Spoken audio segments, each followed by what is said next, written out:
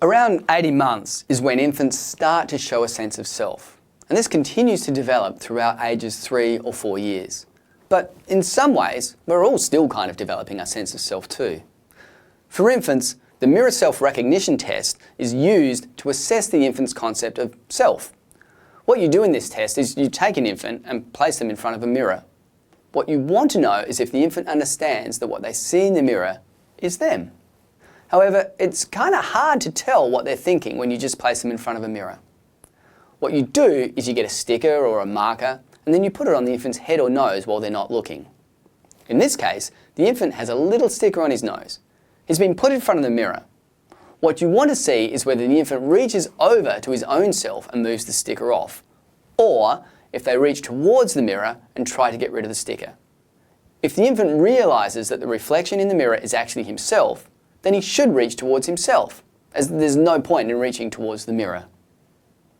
This is how Buehler-Amsterdam examined the emerging concept of self in 18-month-olds back in 1972. By around 24 months of age, almost all infants in Western societies pass this test. They move the sticker off their own face.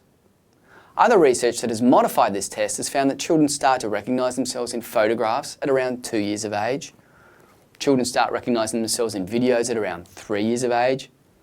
They then continue to develop recognition until they're around 4 years of age when they can consistently recognise themselves.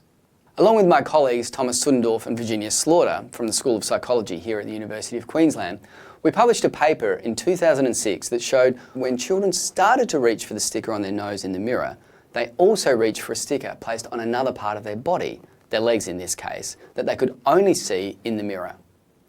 In another experiment, without the children knowing, we slipped their legs into a pair of loose-fitting sweatpants that looked different from how their legs initially looked.